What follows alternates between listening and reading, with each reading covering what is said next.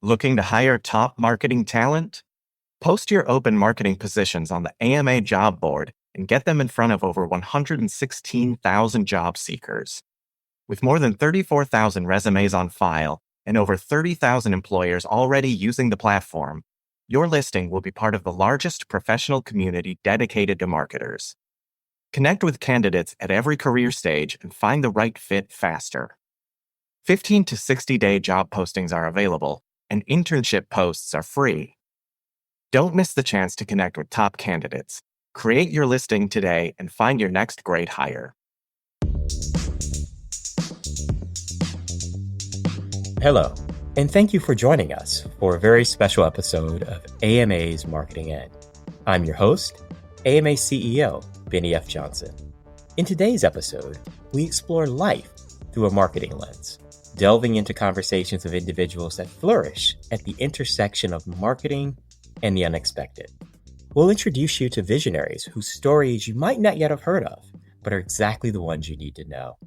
Through our thought-provoking conversations, we'll unravel the challenges, triumphs, and pivotal moments that have been shaped by marketing.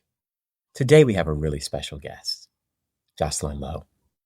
Jocelyn is the Vice President of Brand and Communications for Seedtag. Seedtag is the creator of the neural contextual advertising program, built on neuroscience and driven by AI to decode real-time signals of interest, emotion, and intent. With this privacy-first intelligence, Seedtag turns context into meaningful connection and makes advertising more human, effective, and sustainable. Before joining Seedtag, she worked at Triple-Lift as Associate Marketing Director, and throughout her career journey has managed content creation, event management, and influencer programs. We're excited to have us join to talk about this very timely space of marketing, advertising, and innovation. Thank you, my friend, for joining us. Thank you for having me. So, one of the things that I'm always fascinated about is the gravity around our interests and our careers. So talk a bit about what gravity brought you to ad tech in general, in New York in particular. I always ask myself that question because you talk about the interest piece. I think when I first started out in marketing, I was always like, I'm going to go into like fashion marketing. I'm going to go into consumer brands, like on that end. And somehow coming out of college, I was like thinking to myself, like, where do I really want to be? I landed in tech products actually first, and it was something that I never expected. It was really cool to kind of like take a step into more of the tech world. What really inspired me was actually when I went to CES a long time ago, and I was coordinating all of like our road shows for that when I was in consumer products. It was really inspiring to see like how advanced tech could really get there, right? Like this was, I'm talking like years and years and years ago. I was looking at like robots happening, and that was before like the era of AI and all that stuff. And I was just so intrigued to learn what is going to become reality in tech versus what are things that are going to stay like, you know, concepts or ideas. And from there, it kind of spiraled into moving into more things that are tech related. So, you know, it always made sense for me to kind of go into advertising because I do love creating advertising that speaks to people. And then more importantly, I love the merge of technology with it, right? So I kind of just naturally pivoted that way, and the opportunity came up. I thought it was intriguing. You know, I've been very lucky to work for, you know, amazing ad tech companies out in this industry as a whole, but it was really truly the idea of technology that brought me into this. And I mean, the industry as a whole has evolved so much, you know, and it's cool to see where we're going now. Right. It's so interesting to be on that kind of razor's edge of the ad tech. And so many of us, we don't see it until it's fully adopted on the fatter part of the curve. So what is it like to transition from one new technology to a newer technology to a newer technology when the rest of your peers are still a generation behind? I would say that like for technology as a whole, you really have to stay up to date on it because a lot of the shift that we've been experiencing just even as like humans, right? Like, for example, we talk about AI so much. There's people out there who are big fans of it. There's folks who want to fight it still and say like AI cannot be a part of my life.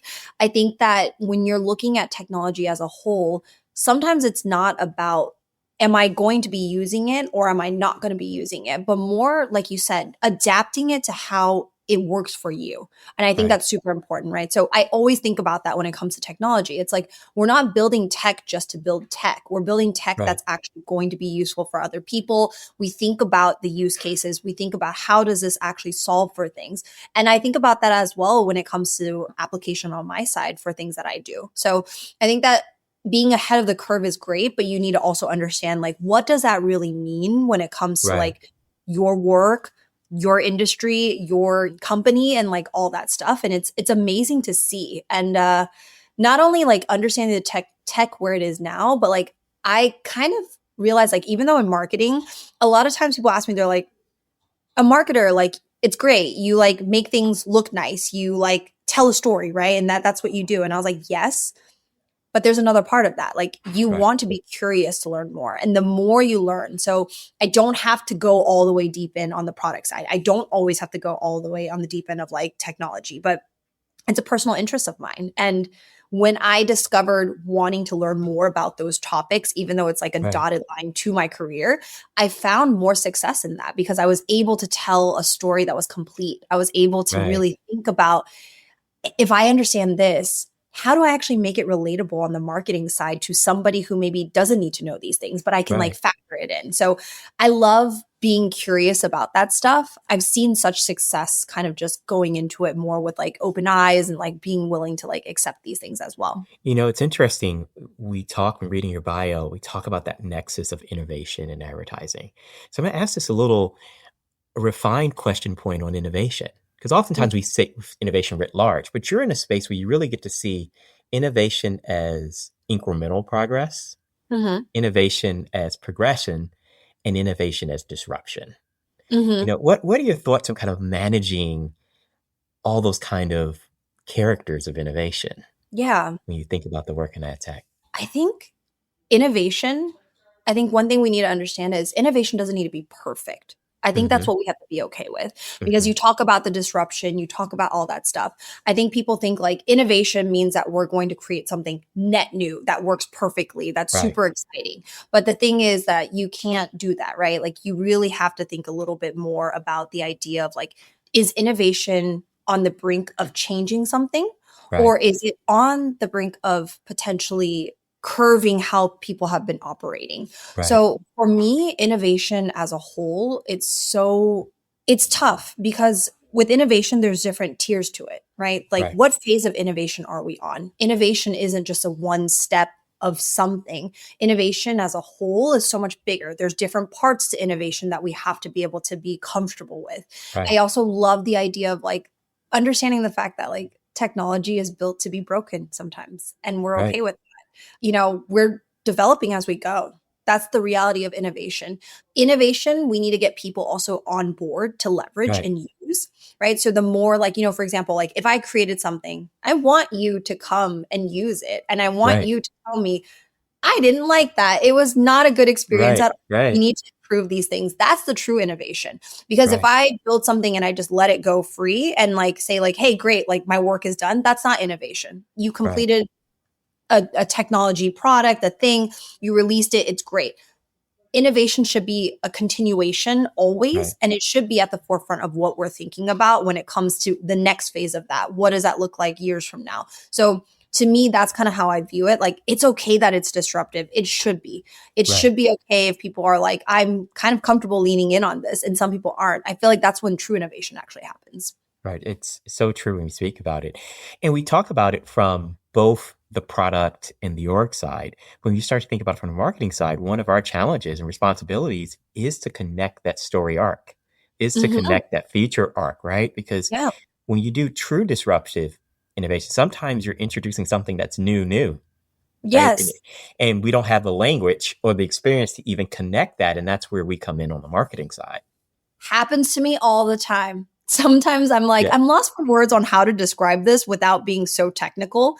Because Right. I was like, if I don't understand this, how do I expect anyone who doesn't work here to understand this? Right. And that's always been the challenge. And I think that's actually when the best type of marketing happens. It's not about using super advanced techie language that no one Right. understands. Yes, it does make you look, oh my goodness, we're like the tech company. But then it's like Right. no one understands what you're actually doing. And like, Right. does that actually make sense? Is a marketer actually doing their job? No.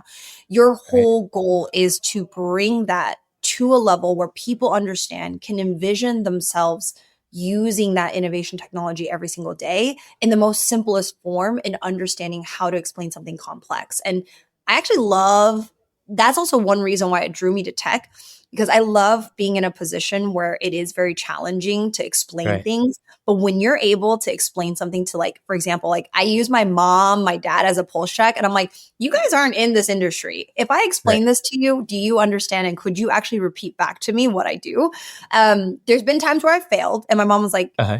you do something with ads online? And I was like, close, but really broad. Oh my goodness. And So then this there's is how I explain it works.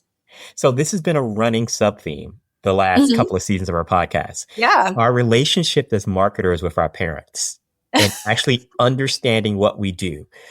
The pulse has been everybody's parents are proud of us, Yes. but we've only had like one parent who's ever understood exactly what we do. So I love the fact Yeah. that your relationship is your parents are there, but they're also a kind of checkpoint. They're a Yeah. focus group in a survey. But I will ask you that question.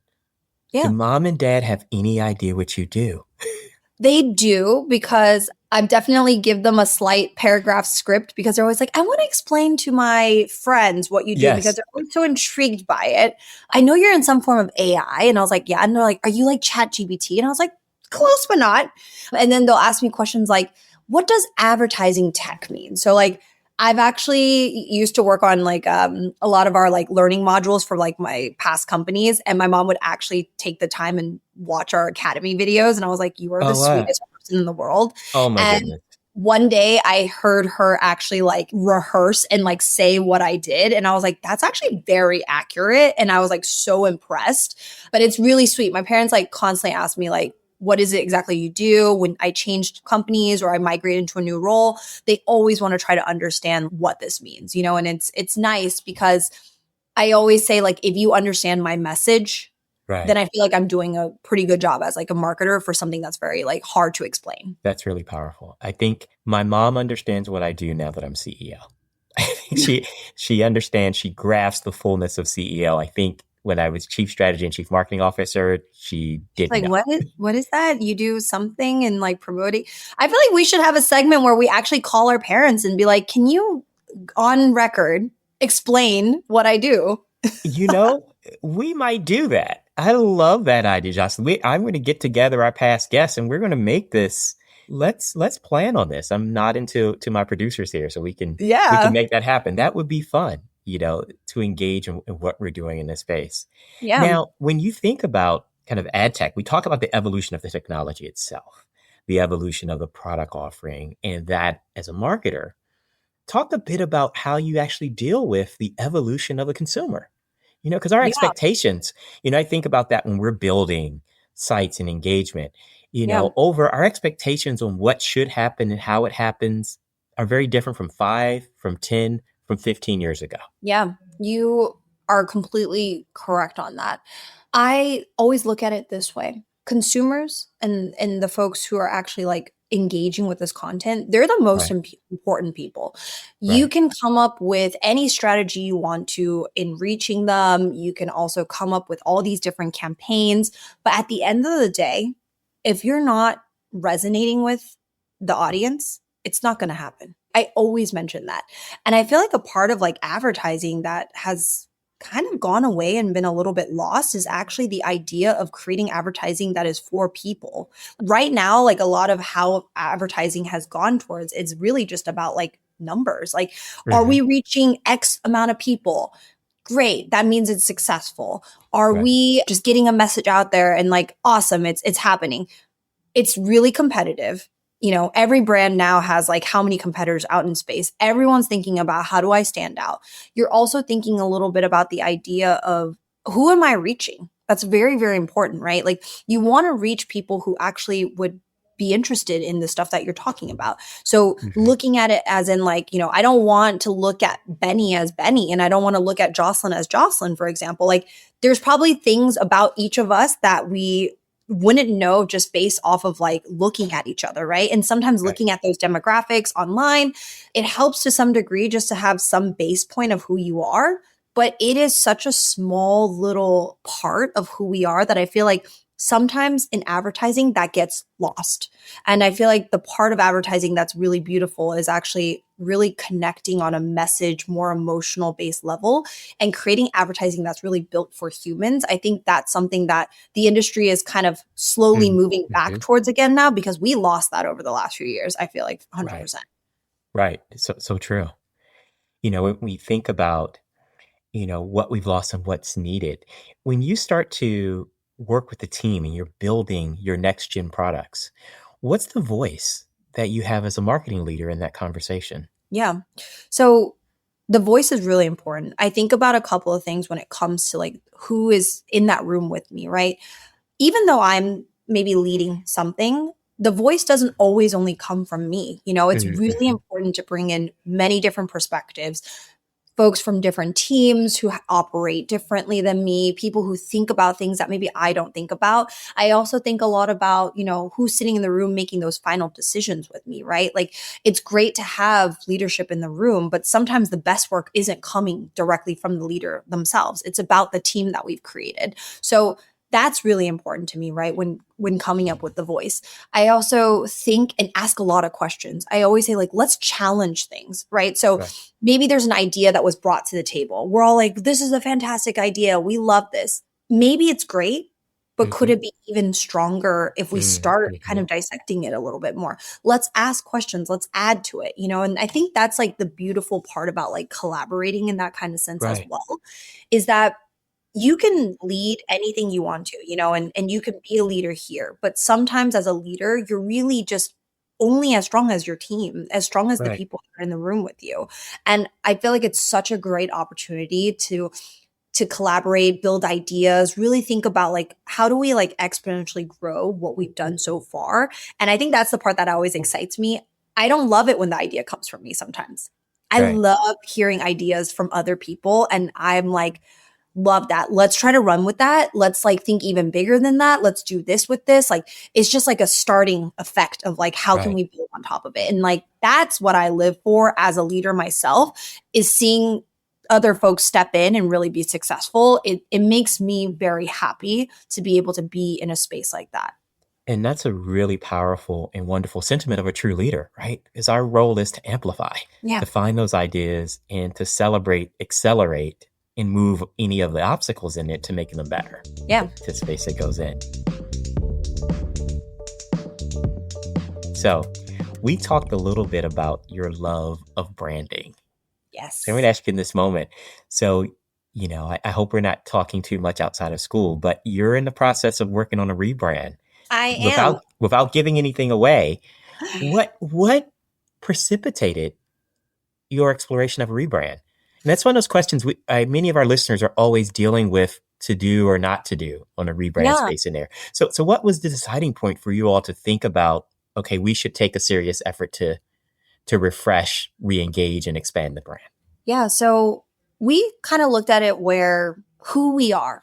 That's what Mhm. was really important. We Mhm. last year we did a whole repositioning of who we are as a company. I was very Mhm. fortunate in sitting in a space where like I got to lead that project with my manager as well, on creating what does this new evolution of what we do, how we talk about ourselves looks. And once we landed on that, it was neurocontextual, like what you mentioned earlier. Right. It's Right. really focused on that. A big part of neurocontextual was actually the idea of how are we connecting and bringing more opportunities for brands and agencies to truly reach humans, not an Mhm. audience, Mhm. not a Mhm. person, human, Mhm. because that's how real it is, especially in a very tech operated world today that is all AI. That is like what we like. We're like, how do you speak to that? When Mhm. that happened, it was very clear that with that evolution, the brand story from a visual standpoint did not match that anymore. You know, it became Right. where we were looking at it, we're like, when did our brand become so technology? You know, we were putting like all these things on there that really highlighted tech. It was really cool. But like I said, again, the best brands out there are the ones that make you feel something, right? Like, why do you decide to go with brand A versus brand B?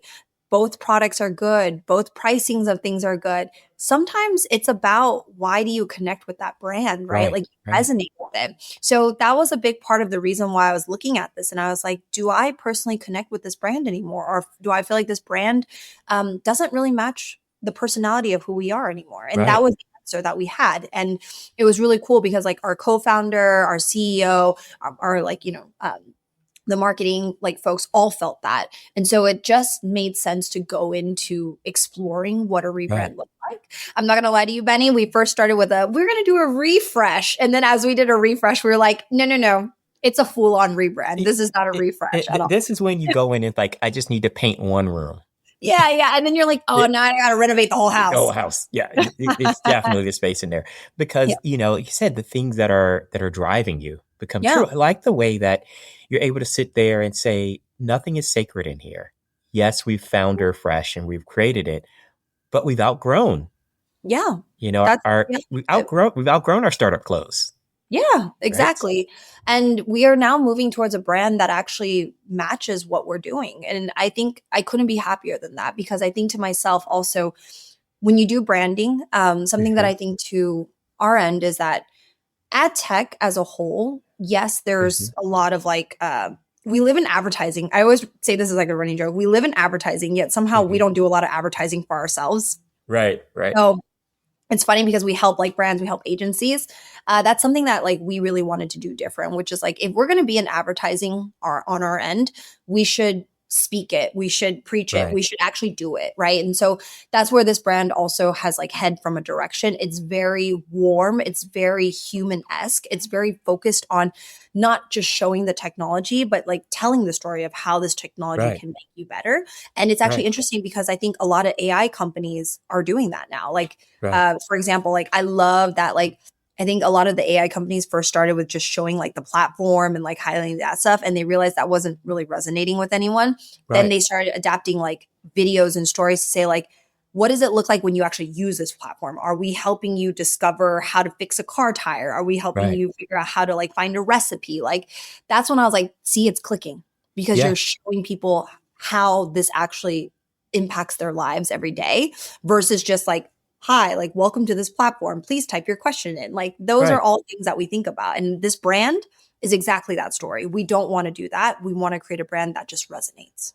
And it's so true. You said recipe, and it immediately brings it front and center. When you think about this, often the technology is the bare bones of the recipe. Yes, You know, exactly. 1 cup onions, 1 cup celery, Mhm. okra, crab meat, chicken. Those are the things that by themselves don't have life and don't have space. But Yep, really, what I'm starting to build for you is a recipe for gumbo.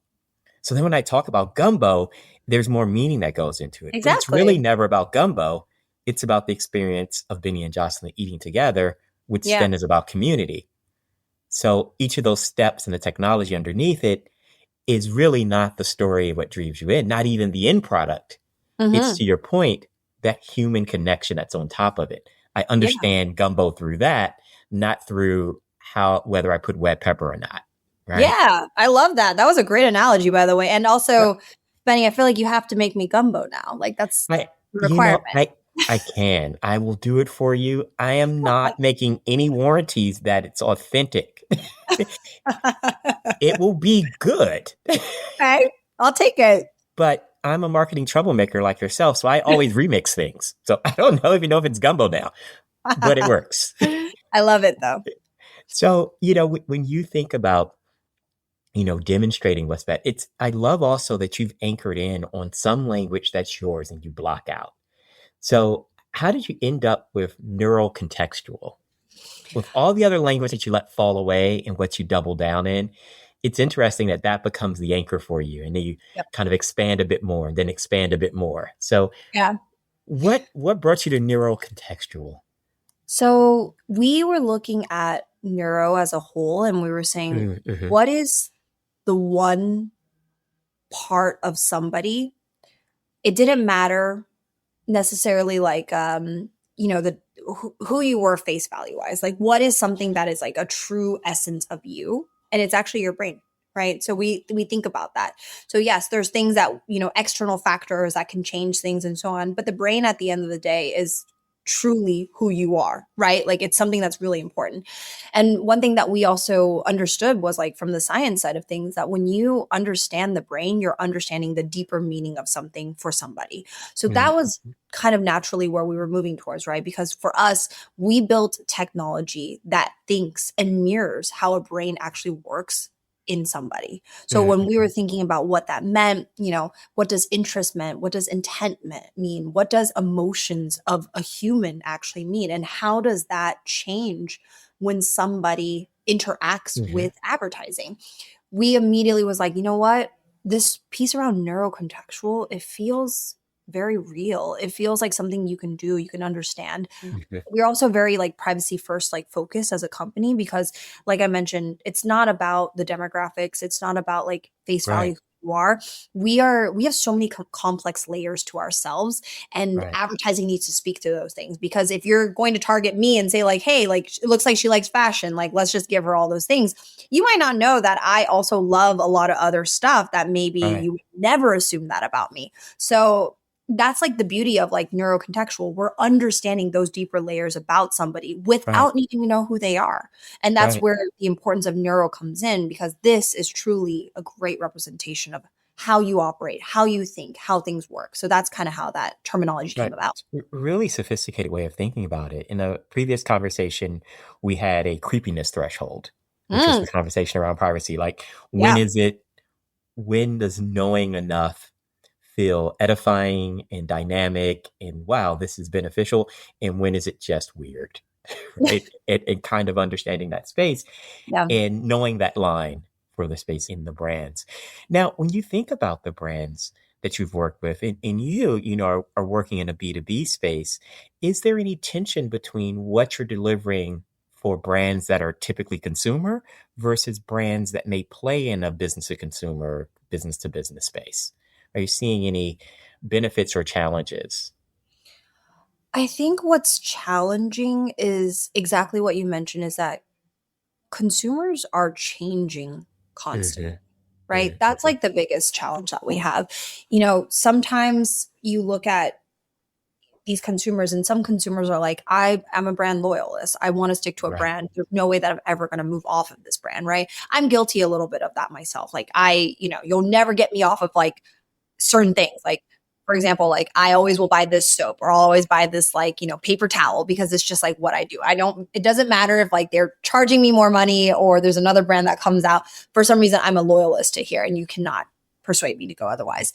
And then there's obviously like moments too where like there are, like for example, I think more about like food-based things, right? And like that's also where I think there's a little bit more persuasion of like, hey, there's new things coming out. People are caring more about like Mhm. health conscious things. There's opportunities to convince people to potentially like try something new. So that becomes really difficult, because how do legacy brands get consumers to still want to use their stuff or try their things? Or is it that they're going to be like, these new brands that are like emerging and rising? Like I think Right. about like healthy sodas. That's like a new thing. I mean, I grew up drinking like sugar filled sodas. There was no healthy Right. sodas growing up. Right. Now there's like so many healthy probiotic soda that everyone's indulging in. Like these are the challenges that we're, Right. helping brands face. And it's wild because every day is different, right? Like there's something that comes out news wise that says this will impact this now. And everyone all of a sudden is like, I'm not going to buy that anymore. Right. So those are the biggest challenges that we face when helping like, B2C companies.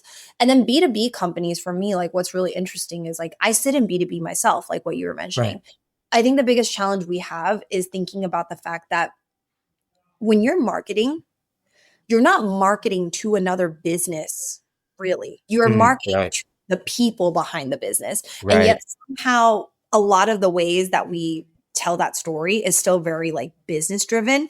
And it becomes almost a little like you can't really tell the uniqueness of what you're offering. So I always say, like, even though we sit in B2B, I think about advertising strategy for us even as like a B2C, because a lot of times Right. you have to remember you're talking to real people. You're not talking to the company, right? So like that's something that I feel like is always really challenging that, B2Bs are trying to solve.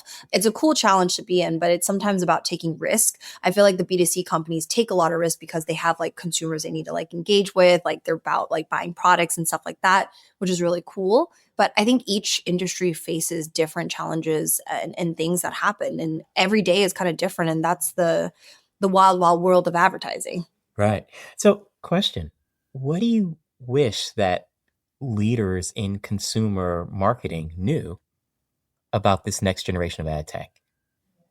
As they start to engage, what do you wish they knew?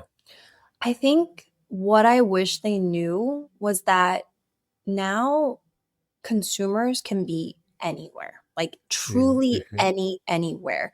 The interaction that we have with a consumer needs to be strong in every place that you're going to be in, right? Sometimes it's about like taking a little bit of risk and trying something new, understanding a little bit more of like what is the behind the scenes of understanding who those Right. consumers are, right? So like it's great that we're thinking about like what does social media look like? What does video look like? What does like TV look like and all that stuff?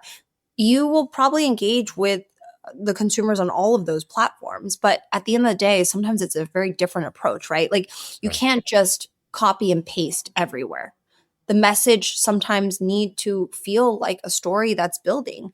I think the other thing too on the ad tech side is that it's great that we focus a lot on creative, and I think creative is super important because like if you don't have a creative that speaks to someone, you're not going to catch their attention.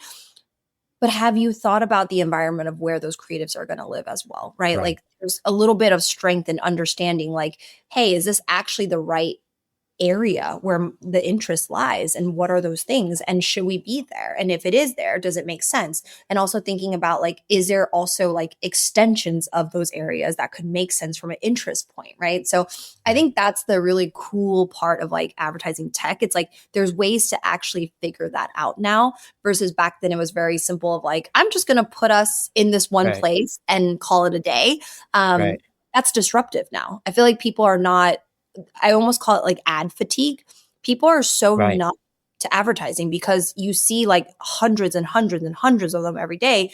I can't even remember the last advertisement that was like served to me. And to me that's sad because maybe there are ads that could be very useful. So really thinking about where are you showing up, when are you Right. showing up, and who are you showing up for? It's not about the Yeah. person, but really about the environment of where you're showing up, and does it resonate, does it match, does it work together? Because that's the beauty of storytelling, right? It's not Right. like me seeing a random ad placed on a random thing hoping that it sticks. I think that's going to be like something that wouldn't work very well in the advertising world at Right. all. And a question is, have our playbooks become too formulaic? Right. To your Hmm. point, if all Hmm. the ads are different, but they're all strategically the same, do we miss it all? I mean, that's a great question. Like you're being advertised and your awareness of the advertising has gone completely away. Exactly. That's a very good book. There's no playbook.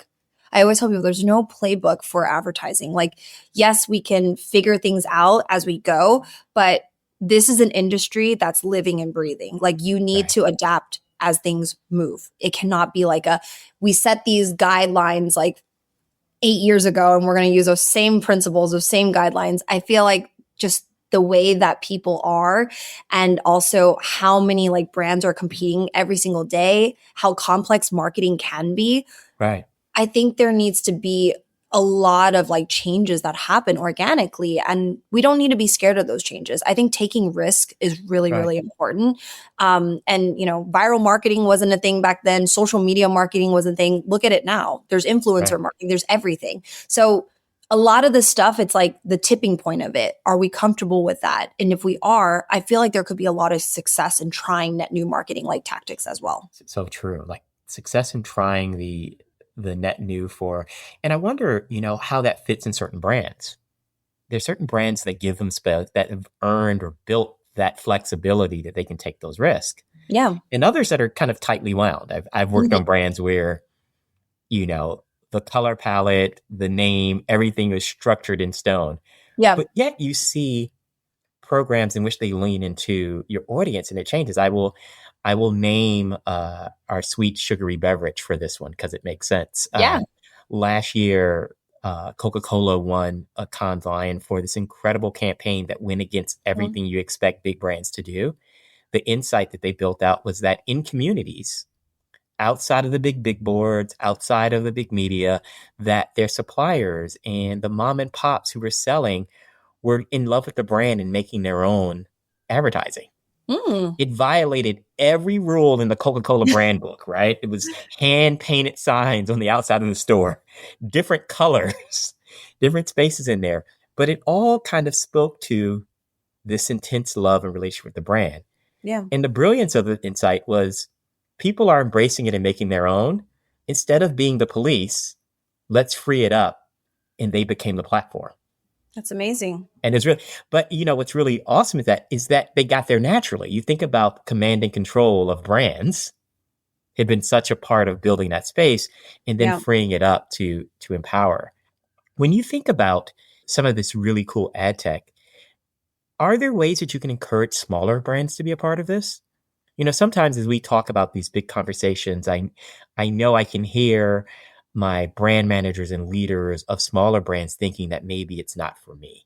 Maybe there's not an on-ramp for me. But we know that these technologies are empowering and enabling our brands like never before. And a benefit of that is the access point. Yes. What advice would you give to the brands that aren't the Fortune 50? Yeah. I think what's great to think about like ad tech, especially like, the companies that I've been working for, is that you kind of think of us almost like an extension of your team. I think the thing is, it's like when you're working for these like, up and coming brands, folks who have like smaller marketing teams, smaller advertising teams, it's not about the fact that you don't have the ideas. Sometimes it's just the fact that you don't have enough bandwidth to execute these things. So why not partner up with other like, advertising tech like companies who can like provide these things to you, right? So like we can help you with building actually like a strategy around like against your competitors. We can build you strategy around like, hey, I'm trying to like change my perception, for example, of like my brand, and I want to be known for this, this, and this. Like these are all things that if you find the right partner on, they can provide you that intel that probably would take you a very long time to discover on your own if you don't have access to that technology, if you don't have access to that ability to actually provide that, right? And sometimes it's like just having a larger team or like folks who can do those things for you. And I've seen really, really great success from that because a lot of times, like you said, maybe a company that's not in the Fortune 500, they're like, we don't really want to invest in these resources. We just kind of want to do this social media marketing or this kind of marketing, and we think it's good enough. I think there's a time and place for all types of marketing. And I think sometimes depending on what your goals are, there could be something you can accomplish over here versus maybe on these other platforms that you can't. So I think that's kind of the biggest call, right? Like, why not understand what is possible with these? Like, don't just like cut it out just because like, hey, I don't think it makes sense for us. Why not reach out to a company, get to know what they can really offer you, hear them out, tell them your like issues. I think the best thing I always tell myself is like, when working for companies like this, it's not about us. It's about what we offer, right? And how can we help marketers and advertisers actually accomplish what they're looking for? It doesn't matter how small the company is, how large a company is. That's the most important thing. So really, ad tech, a lot of the folks who are offering stuff, we are trying to figure out how we can help you accomplish your goals. It's not about our goals. So I think that's the one thing that's really important from like kind of a viewpoint of like, maybe that would help shift some of the perspective of like, could I work with a company like you guys? Really powerful. So I'm going to end where we began to talk about gravity. Yeah. So what advice does the seasoned marketing leader, Jocelyn, have for the young Jocelyn making the jump to ad tech in New York? I would say just be curious, keep wanting to learn all the time. There's going to be an endless amount of terminology, acronyms that you're going to get used to because somehow we live in a world of just wanting to like do acronyms. Right. Yes. You're going to get really tech heavy. You're going to have moments where, marketing does become challenging, and it's tough, but the most exciting thing for you is just really thinking about like how do I put myself in a position that is challenging, but somehow I can come up with creative solutions, come up with ideas. Not every idea is going to land, but the ones that do, and you're able to carry through and like see what that looks like, it's the most rewarding feeling ever, right? And that's what I love about just being a marketer as a whole, is that marketing is not easy by any means. You're going to hear people being like, I think I can do marketing. And you're like, can you though? Everyone thinks they could do marketing. Like, let's be Yeah. honest. But the reality of it is being a good marketer, being a strong marketer, that takes a lot. And it's Right. really thinking to yourself also, what does marketing mean? The first thing you should ask yourself sitting in an industry like this is, would I want to actually engage with that? Does that intrigue me? And if the answer is no, then you need to rethink kind of what that marketing looks like. Because at the end of the day, I myself am a consumer, even though I am the marketer. So I think it's good to think from that perspective and kind of change that a little bit. And also, you don't have to say yes to everything. Sometimes there are ideas that maybe there's a better version of that idea that you can create. Maybe there's ways that you can expand it. So you know best. And I feel like it's something that you're going to continue learning, but it's one of the beauties of being a marketer in today's world. What wonderfully powerful words to end our conversation on, my friend. Stay Amazing. curious, be open, continue to grow, and have fun along the journey. It's fun. I promise you that. I'll tell you that now. Well, excellent. So thank you all for joining us for this really powerfully curious episode of AMA's Marketing In. Jocelyn, thank you for all the work in allowing us to have a better framework to think about ad tech both today and tomorrow, to think about our roles as privacy-first professionals, and to challenge us as marketers and brand builders to build the next generation of ad tech. Thank you. Thank you. Looking to hire top marketing talent? Post your open marketing positions on the AMA job board and get them in front of over 116,000 job seekers. With more than 34,000 resumes on file and over 30,000 employers already using the platform, your listing will be part of the largest professional community dedicated to marketers. Connect with candidates at every career stage and find the right fit faster. 15 to 60-day job postings are available, and internship posts are free. Don't miss the chance to connect with top candidates. Create your listing today and find your next great hire.